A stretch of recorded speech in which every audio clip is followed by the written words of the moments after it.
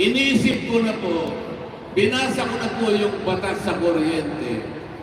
Ang nakalagay po doon na pangunahing layunin, ibigay mo ang serbisyo ng kuryente sa lahat ng mamamayang Pilipino sa murang halaga. Yun po yung nakasulat. Yun po yung nakasulat sa batas. Bakit po pagkatapos ng 24 na taon, yung kabaliktaran po ang nangyari? Ang singil ng kuryente sa ating bansa ngayon ang pinakamataas sa buong Asya. Bakit ganun po ang nangyari? Dahil wala pong nagpapantay sa pagpapatupad ng mga batas. Mga batas na sana'y nakapagbigay ng benepisyo sa inyong lahat. Ganito na lamang po ang gawin natin. Alam ko po na ako ay mananunod bilang isang senador.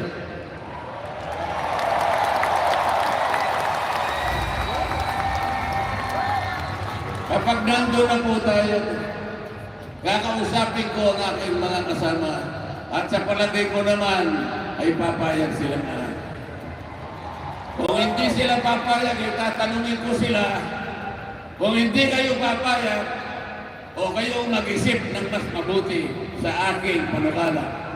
Kung wala kayong maisip na mas mabuti sa aking gagawin, huwag na kayong makipagdebate at wala naman kayong ilalaban.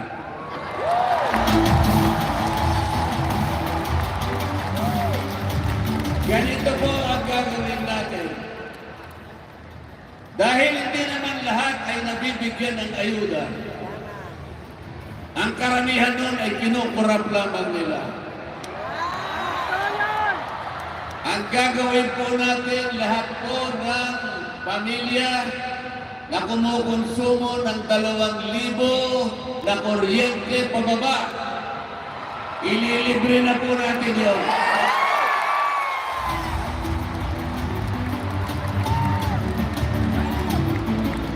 Pwede natin gawin yun sapagkat ang mabibiyayaan po ay 27 million Filipinos. Ibig sabihin, walang lamangan, pare-parehong mabibigyan. Walang korupsyon sapagkat dire-diretso yung pakikinabangan.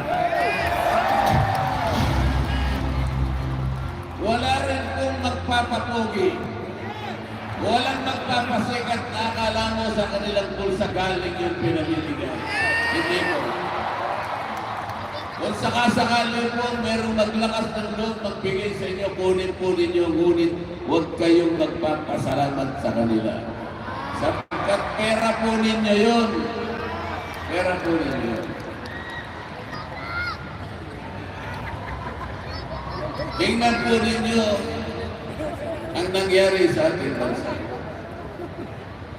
In-impeach nila yung Vice President. At naghihintay lamang po na matapos ang halalan kapag nakakuha sila ng bilang sapagkat 16 lang ang kakailanganin nilang bilang ng mga senador para tanggalin ang Vice President. Gusto niyo bang matanggal ang Vice President?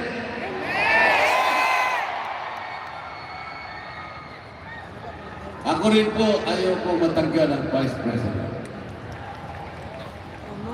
Bisita po natin ngayong gabi si Miss Hanilet Abansanya. Bisita rin po natin ngayong gabi si Miss Veronica Kitty Duterte.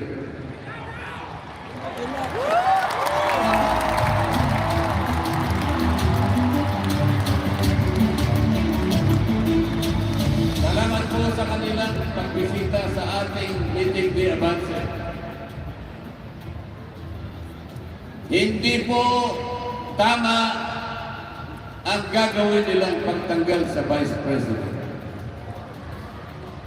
Sapagkat ang ginawa po nila na proseso ay mali. Kailangan pong malaman ninyo ito. Para tanggalin ang Vice President, kailangan po makakita kayo ng ebidensya na magagamit natin na isinasaad na saligan, isang saligan. Ang ginawa po nila ay sinuri po nila yung tinatawag na confidential funds ng opisina ng Vice President. Sinabi ko na po sa kanila, hindi ganito ang paraan. Unang-una, ang House of Representatives po ay hindi Commission on Audit. Hindi po kami auditor. Wala po kaming mandato, wala po kaming otoridad na kami ang magsuri ng pagkakagasta ng budget ng isang ahensya ng gobyerno.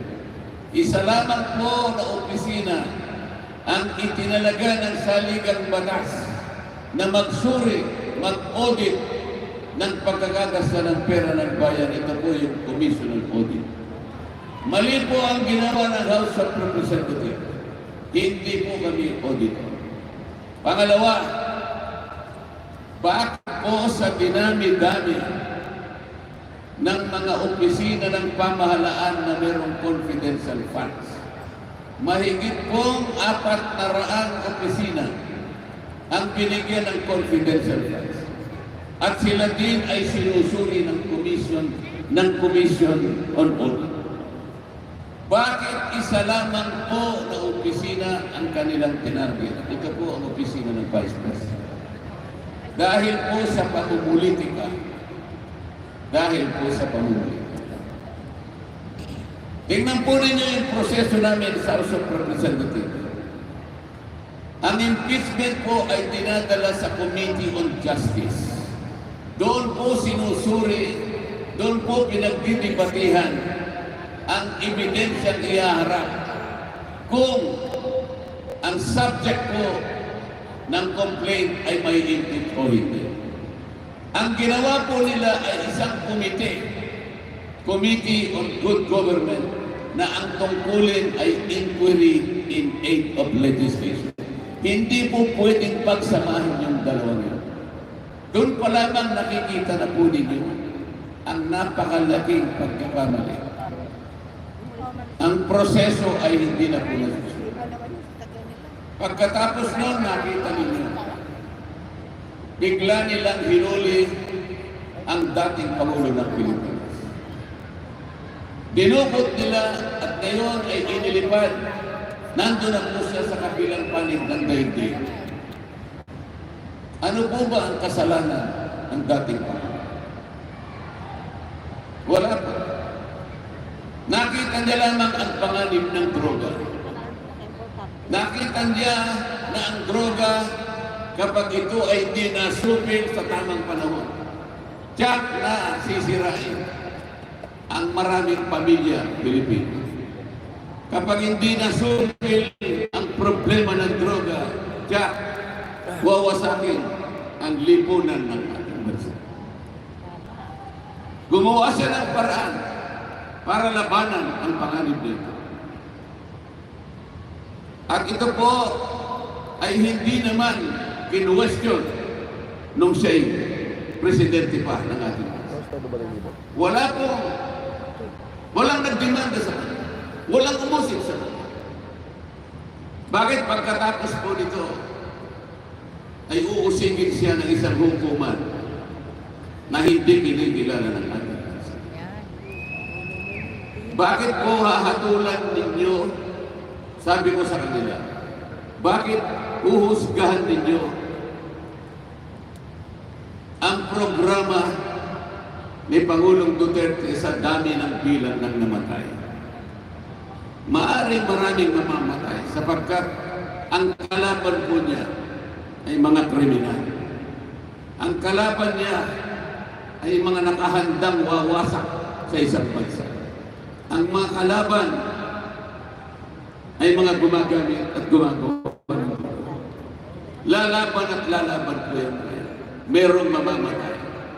Doon mo ba uhusgahan ang isang programa na ang kanyang layunin ay may isalba, maproteksyonan ng mamamayan? Hindi ba dapat ito ay husgahan sa dami ng mamamayan na nakinabang, sa dami ng pamilya na nagkaroon ng katahimikan ng kanilang loob sapagkat nakikita nila ang kanilang mga anak. Pwedeng maglakad sa mga daan, sa mga eskinita ng walang inaalala, sapagkat wala na yung mga kriminal na talaga namang naghahanap lamang ng kanilang masisilan. Ngayon po ang Pangulo ay nandun na sa kabilang panig ng daigdig. Kahit na wala ng jurisdiction ng ating bansa, siya ay hahatulan. Tama po ba yun?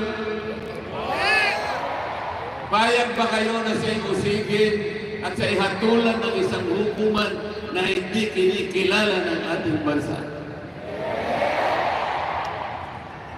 Tita Cristina, good evening. Ang lamig pala dito. Pero magtanong po kayo. Magtanong po kayo sa mga senador na kumakandidato ngayon. Yung mga senador na nasa kabilang team. Nasubukan nyo na bang tinanong sila kung anong masasabi nila sa nangyayari sa ating bansa ngayon? Sinubukan nyo na bang tanungin sila kung sila'y payag sa pagkaka-impeach ng Vice President? Hindi po sila kitibo. Nasubukan nyo na ba silang tanungin kung anong masasabi nila sa pagkakahuli at pagkakadetine sa dating Pangulo? Hindi sila kitibo. Sapagkat wala silang sasabihin sa inyo.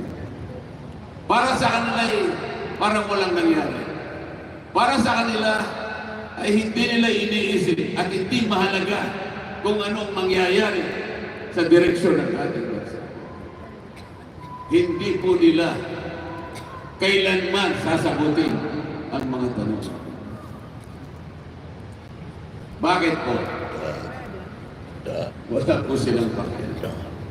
Ang importante lang sa kanila ay mailuklok nila ang sarili nila. Hindi mo nila dapat sagutin. Bakit hindi nila pakialaman kung tama o mali ang nangyayari sa ating bansa? Gusto lamang ba nila na magpaboto sa inyo para sa ganun ay uupo na naman sila ng 6 na taon? Ilang beses na ba silang nakabalik? 2, 3 beses, 4 na beses na silang bumalik sa simbahan. Bakit? Bakit ganito pa rin ang kalagayan ng ating bansa? Kailangan po gamitin natin ang ating kapangyarihan. Sa marami pong lugar na pinupuntahan ko, malimit kong sabihin sa kanila, nasa inyong mga kamay ang kapangyarihan pumili ng susunod na mga senador na magsisilbi sa inyo. Kasi po yung kapangyarihan ay bibigay ninyo sa kanila. Ay meron silang kakayahan para baguhin ang inyong kalagayan. Kung gusto nilang gawin at kung kaya nilang gawin, yun po ang problema. Kailangan po ninyong pakaisipan. Halimbawa po, ang kalagayan po ng ating mga local governments ngayon, units, katulad po ng mga barangay. Alam ko po, sa gabing ito ay meron tayong mga bisitang dumalo ng mga barangay kapitan at marami rin mga mayor siguro na nandito. Napansin po ba ninyo kung anong kalagayan ng ating mga barangay ngayon? Kung alam po ninyo, mahigit na 42,000 ang barangay natin ngayon sa kasalukuyan. Ilan po bang porsyento ng 42,000 barangay sa ating Pilipinas, sa ating bansa, ang nakatatayo sa sariling paa ngayon?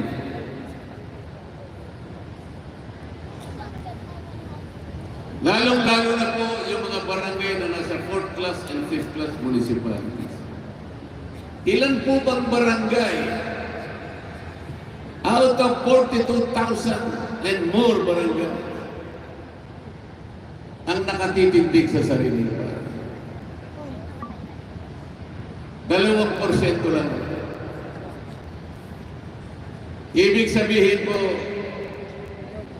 98% ng mga barangay natin gumagapa. Ganyan po ang kalagayan na. Kaya po akong gumawa ng panukalang batas sana. Inisip ko na kailangan din tulungan ang mga barangay, lalo na po yung maliliit, dahil sa kakulangan ng pondo. 67% po ng mga barangay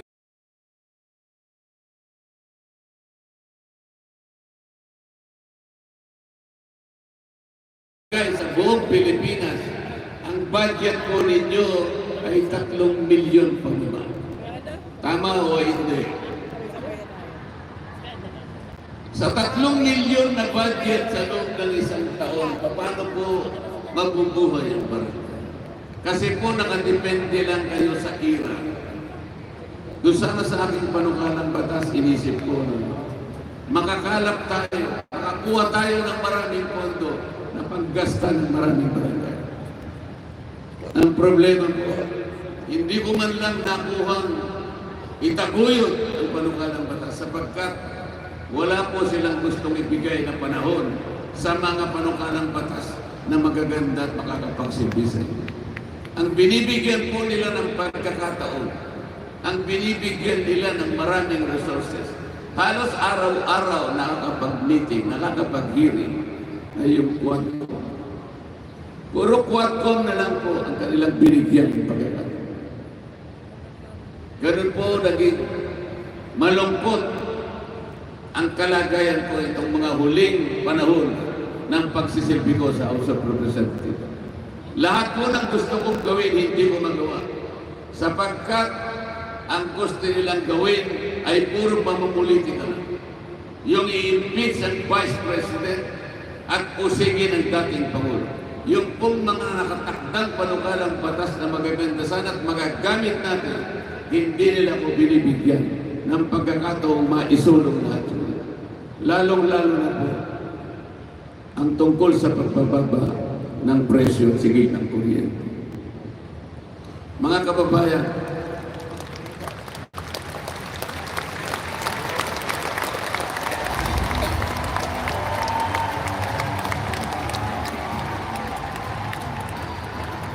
alam ko po sa gabing ito, makakagawa tayo ng isang kasaysayan.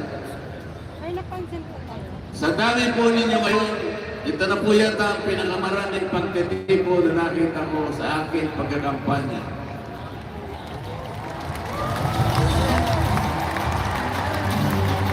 Wala po akong may bibigay na akik sa inyo. Wala po akong akap na dala para sa inyo. Wala pong tupad na may bibigay sa inyo. Makikiusap sana po ako sa inyo na uutangin ko muna sa inyo sapagkat hindi kagaya ng mga ibang kumakandidato, marami po silang ibibigay sa inyo. Ako po, ang gagawin ko ay mangungutang na lang muna ako sa inyo. Ngunit, babayaran ko po sa inyo ng tapat na paglilingkod.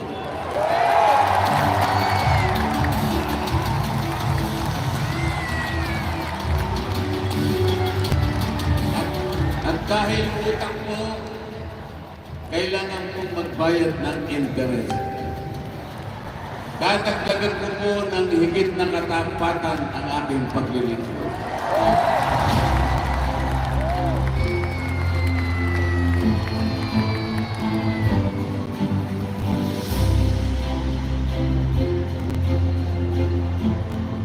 Makikiusap lamang po ako sa inyo. Sana po makapiliin po ninyo ang iboboto ninyong senador. Bakit ko po ine-emphasize ito? Ang senador po ay merong kapangyarihan na baguhin ang ating buhay. Kailangan lang gamitin nila. Kailangan lang alam nila kung anong kanilang gagawin. Huwag kayong papayag na mauulit ang maraming pagkakataon. Marami na po kayong naiboto sa kanila. Paulit-ulit na lang. Ngunit, ang problema po ng ating bansa ay hindi na rin. Kaya ako po'y nakikiusap. At alam ko pong ako'y pagbibigyan ninyo. Sapagkat kayo po ang mga witnesses ko ngayong gabi. Pumunta kayo ngayong gabi para ipakita ninyo at ipadama sa akin ang suporta para ako ay makarating sa Senado.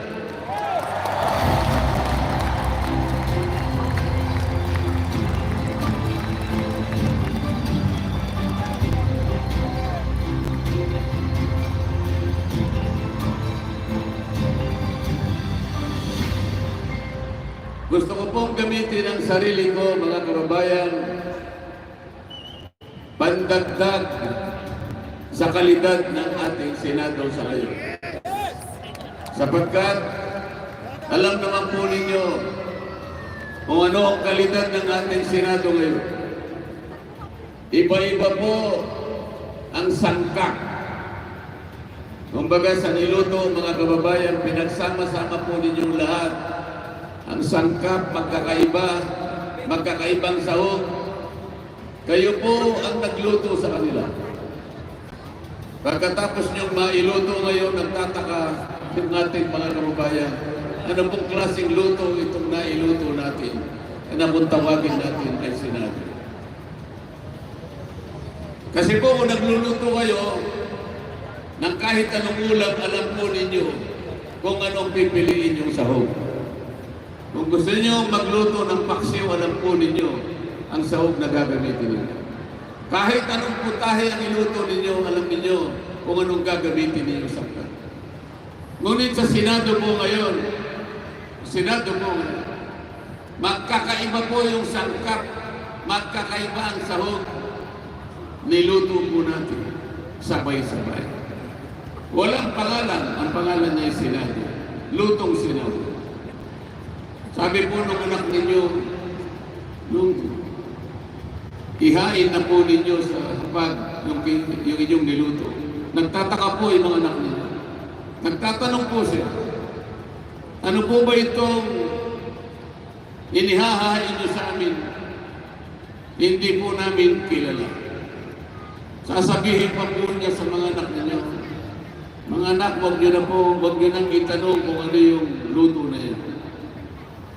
Basta pilitin ninyong kainin. Masarap po bang kainin ang isang bagay na niluto na hindi natin alam kung ano ang pangalan? Ito pa mga nakalive. Sino pa mga nakalive? Pero niluto po natin. Nandiyan na po eh. Magluluto na naman tayo ngayon sa Mayo 12, may idadagdag na naman po tayo.